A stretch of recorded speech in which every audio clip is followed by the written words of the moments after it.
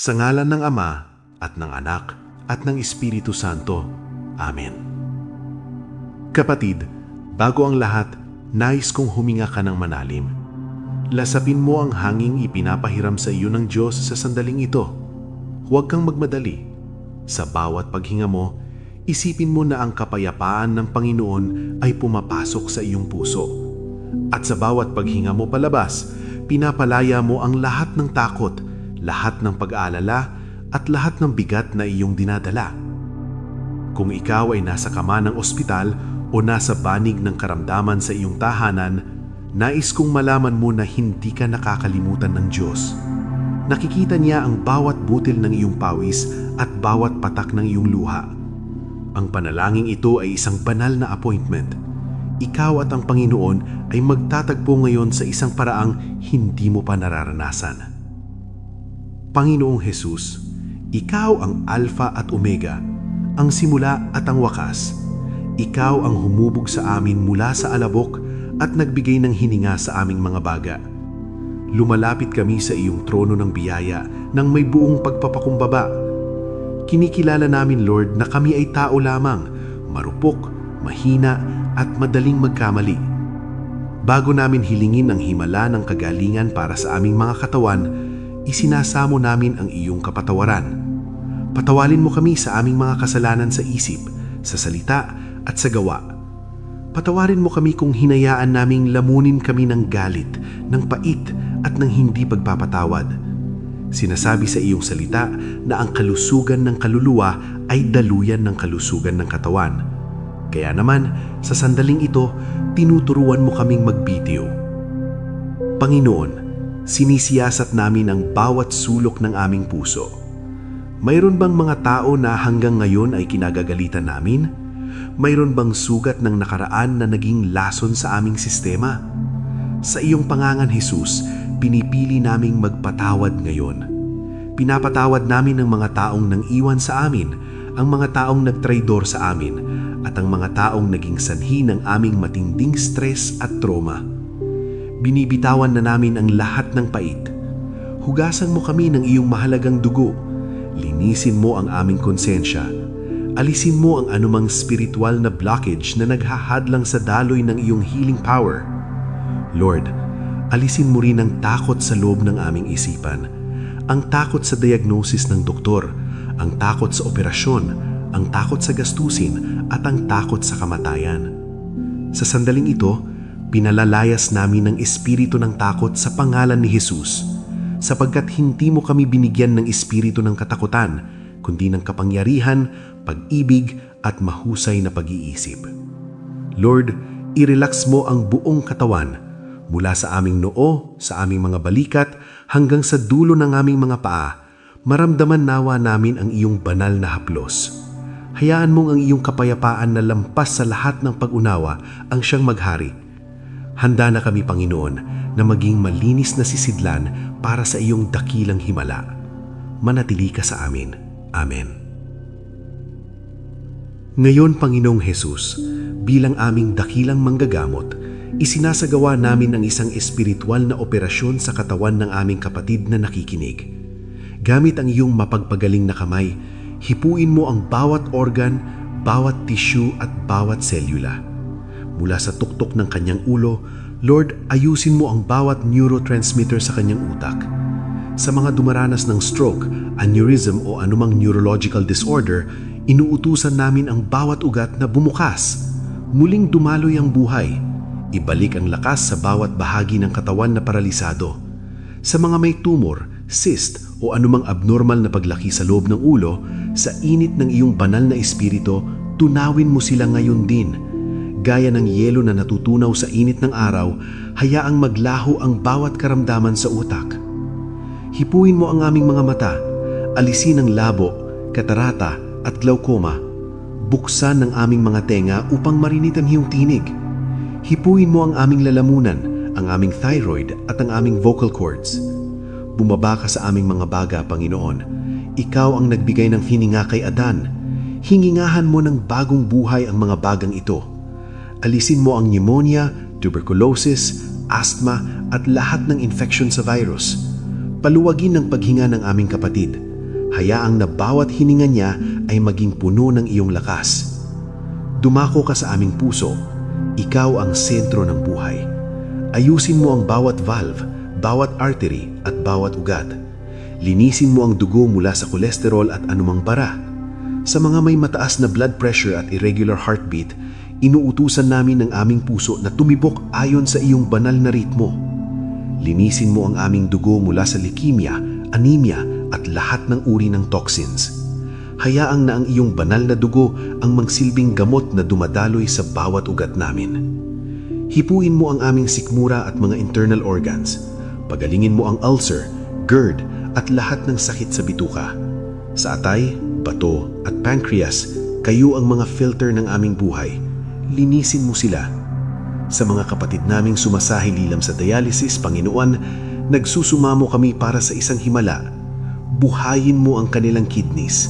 Pababain ang kanilang creatinine levels. Ipakita mo na ikaw ang Diyos na nagpapanumbalik ng tissue. Sa mga may diabetes, ayusin mo ang pancreas para maging normal ang insulin at sugar levels. At laban sa espiritu ng cancer, kami ay tumitidig ng banal na autoridad. Ano man ang stage nito, sa pangalan ni Jesus, inuutusan namin ang bawat malignant cell na matuyo mula sa ugat. Hindi kayo kabilang sa templo ng Diyos. Mamatay kayo at huwag nang bumalik. Lord, palakasin mo ang immune system ng aming kapatid para labanan ang bawat mikrobyul at sakit. Sa aming mga buto at kasukasuan, alisin ang bawat kirot ng arthritis, gout at back pain. Padaluyan mo ang iyong banal na langis sa bawat joint. Patibayin mo ang aming mga tuhod at gulad. Panginoon, ikaw ang aming Jehovah Rapha. Ang bawat bahagi ng aming katawan ay sumunod sa iyong disenyo ng kalusugan at kalakasan. Amen. Kapatid, manatili ka sa posisyon ng pagtanggap. Huwag mong tignan ang iyong nararamdaman, kundi tignan mo ang krus ng Kalbaryo. Doon, kinuha na ni Jesus ang lahat ng iyong hapdi. Sinasabi sa Isaiah 53 verse 5, sa pamamagitan ng kanyang mga sugat, tayo ay pinagaling. Ang katotohanan ito ay mas mataas kaysa sa anumang ulat ng laboratorio. Ang ulat ng Diyos ay nagsasabing ikaw ay malaya na.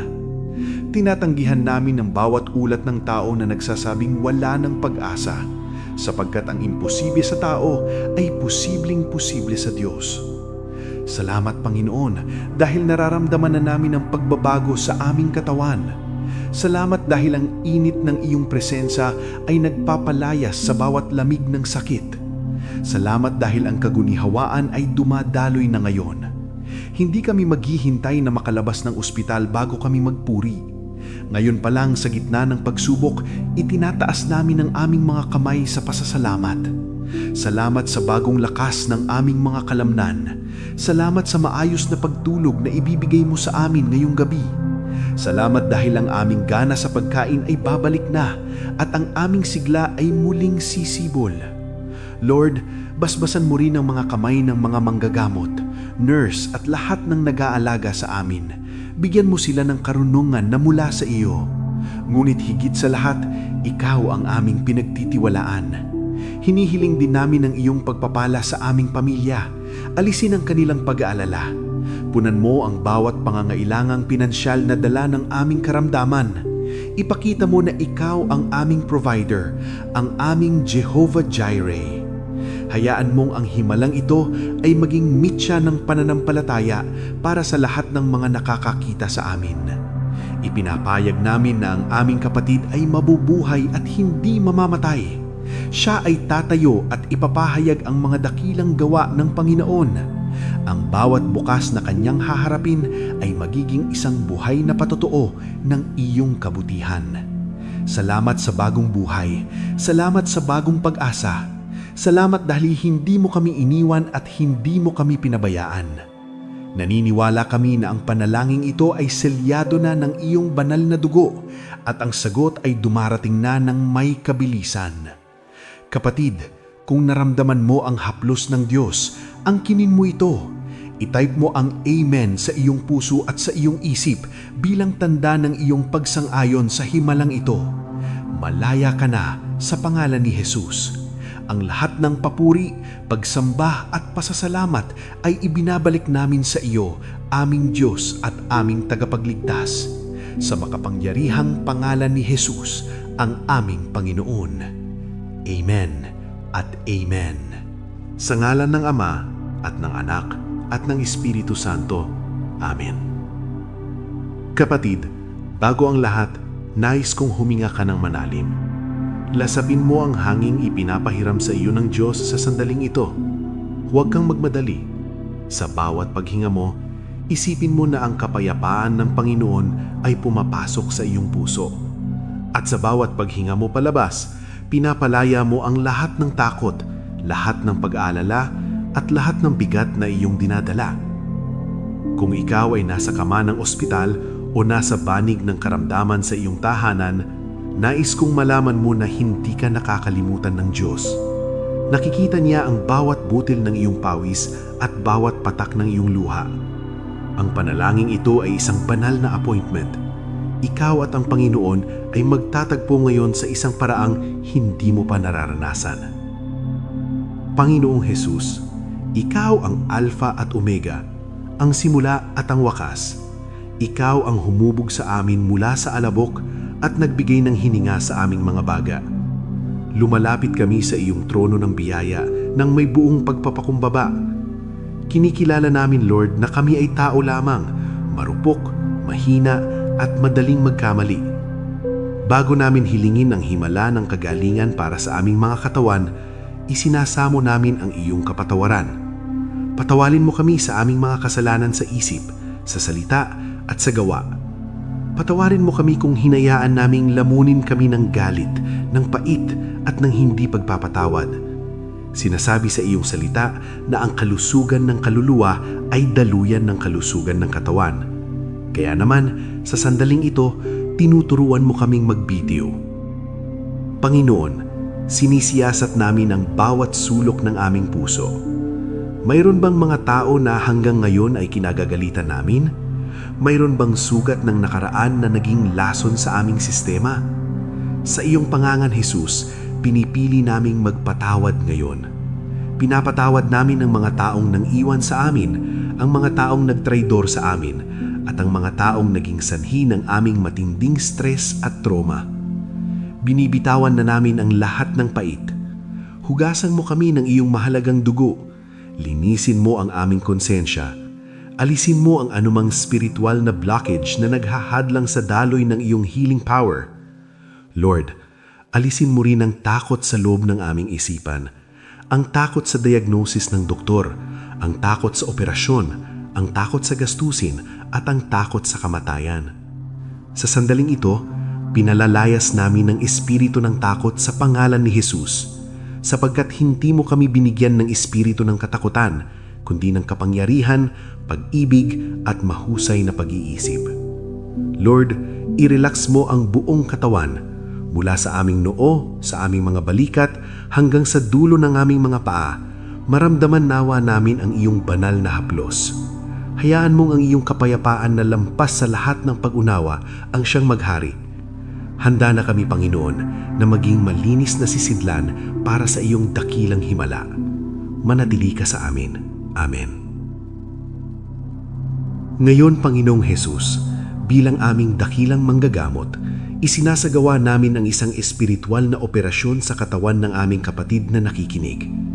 Gamit ang iyong mapagpagaling na kamay, hipuin mo ang bawat organ, bawat tissue at bawat selula. Mula sa tuktok ng kanyang ulo, Lord, ayusin mo ang bawat neurotransmitter sa kanyang utak. Sa mga dumaranas ng stroke, aneurysm o anumang neurological disorder, inuutusan namin ang bawat ugat na bumukas. Muling dumaloy ang buhay. Ibalik ang lakas sa bawat bahagi ng katawan na paralisado. Sa mga may tumor, cyst o anumang abnormal na paglaki sa loob ng ulo, sa init ng iyong banal na espiritu, tunawin mo sila ngayon din. Gaya ng yelo na natutunaw sa init ng araw, hayaang maglaho ang bawat karamdaman sa utak. Hipuin mo ang aming mga mata, alisin ang labo, katarata at glaucoma. Buksan ang aming mga tenga upang marinig ang iyong tinig. Hipuin mo ang aming lalamunan, ang aming thyroid at ang aming vocal cords. Bumaba ka sa aming mga baga, Panginoon. Ikaw ang nagbigay ng hininga kay Adan. Hingingahan mo ng bagong buhay ang mga bagang ito. Alisin mo ang pneumonia, tuberculosis, asthma at lahat ng infection sa virus. Paluwagin ang paghinga ng aming kapatid. Hayaang na bawat hininga niya ay maging puno ng iyong lakas. Dumako ka sa aming puso. Ikaw ang sentro ng buhay. Ayusin mo ang bawat valve, bawat artery at bawat ugat. Linisin mo ang dugo mula sa kolesterol at anumang bara. Sa mga may mataas na blood pressure at irregular heartbeat, inuutusan namin ang aming puso na tumibok ayon sa iyong banal na ritmo. Linisin mo ang aming dugo mula sa leukemia, anemia at lahat ng uri ng toxins. Hayaang na ang iyong banal na dugo ang mangsilbing gamot na dumadaloy sa bawat ugat namin. Hipuin mo ang aming sikmura at mga internal organs. Pagalingin mo ang ulcer, GERD at lahat ng sakit sa bituka. Sa atay, bato at pancreas, kayo ang mga filter ng aming buhay. Linisin mo sila. Sa mga kapatid naming sumasahililam sa dialysis, Panginoon, nagsusumamo kami para sa isang himala. Buhayin mo ang kanilang kidneys. Pababain ang kanilang creatinine levels. Ipakita mo na ikaw ang Diyos na nagpapanumbalik ng tissue. Sa mga may diabetes, ayusin mo ang pancreas para maging normal ang insulin at sugar levels. At laban sa espiritu ng cancer, kami ay tumitidig ng banal na autoridad. Ano man ang stage nito, sa pangalan ni Jesus, inuutusan namin ang bawat malignant cell na matuyo mula sa ugat. Hindi kayo kabilang sa templo ng Diyos. Mamatay kayo at huwag nang bumalik. Lord, palakasin mo ang immune system ng aming kapatid para labanan ang bawat mikrobyo at sakit. Sa aming mga buto at kasukasuan, alisin ang bawat kirot ng arthritis, gout at back pain. Padaluyan mo ang iyong banal na langis sa bawat joint. Patibayin mo ang aming mga tuhod at gulad. Panginoon, ikaw ang aming Jehovah Rapha. Ang bawat bahagi ng aming katawan ay sumunod sa iyong disenyo ng kalusugan at kalakasan. Amen. Kapatid, manatili ka sa posisyon ng pagtanggap. Huwag mong tignan ang iyong nararamdaman, kundi tignan mo ang krus ng Kalbaryo. Doon, kinuha na ni Jesus ang lahat ng iyong hapdi. Sinasabi sa Isaiah 53 verse 5, sa pamamagitan ng kanyang mga sugat, tayo ay pinagaling. Ang katotohanan ito ay mas mataas kaysa sa anumang ulat ng laboratorio. Ang ulat ng Diyos ay nagsasabing ikaw ay malaya na. Tinatanggihan namin ang bawat ulat ng tao na nagsasabing wala ng pag-asa, sapagkat ang imposible sa tao ay posibleng-posible sa Diyos. Salamat, Panginoon, dahil nararamdaman na namin ang pagbabago sa aming katawan. Salamat dahil ang init ng iyong presensya ay nagpapalayas sa bawat lamig ng sakit. Salamat dahil ang kagunihawaan ay dumadaloy na ngayon. Hindi kami maghihintay na makalabas ng ospital bago kami magpuri. Ngayon pa lang sa gitna ng pagsubok, itinataas namin ang aming mga kamay sa pasasalamat. Salamat sa bagong lakas ng aming mga kalamnan. Salamat sa maayos na pagtulog na ibibigay mo sa amin ngayong gabi. Salamat dahil ang aming gana sa pagkain ay babalik na at ang aming sigla ay muling sisibol. Lord, basbasan mo rin ang mga kamay ng mga manggagamot, nurse at lahat ng nag-aalaga sa amin. Bigyan mo sila ng karunungan na mula sa iyo. Ngunit higit sa lahat, ikaw ang aming pinagtitiwalaan. Hinihiling din namin ang iyong pagpapala sa aming pamilya. Alisin ang kanilang pag-aalala. Punan mo ang bawat pangangailangang pinansyal na dala ng aming karamdaman. Ipakita mo na ikaw ang aming provider, ang aming Jehovah Jireh. Hayaan mong ang himalang ito ay maging mitya ng pananampalataya para sa lahat ng mga nakakakita sa amin. Ipinapayag namin na ang aming kapatid ay mabubuhay at hindi mamamatay. Siya ay tatayo at ipapahayag ang mga dakilang gawa ng Panginoon. Ang bawat bukas na kanyang haharapin ay magiging isang buhay na patotoo ng iyong kabutihan. Salamat sa bagong buhay. Salamat sa bagong pag-asa. Salamat dahil hindi mo kami iniwan at hindi mo kami pinabayaan. Naniniwala kami na ang panalangin ito ay selyado na ng iyong banal na dugo at ang sagot ay dumarating na ng may kabilisan. Kapatid, kung naramdaman mo ang haplos ng Diyos, angkinin mo ito. I-type mo ang Amen sa iyong puso at sa iyong isip bilang tanda ng iyong pagsang-ayon sa himalang ito. Malaya ka na sa pangalan ni Jesus. Ang lahat ng papuri, pagsamba at pasasalamat ay ibinabalik namin sa iyo, aming Diyos at aming tagapagligtas. Sa makapangyarihang pangalan ni Jesus, ang aming Panginoon. Amen at Amen.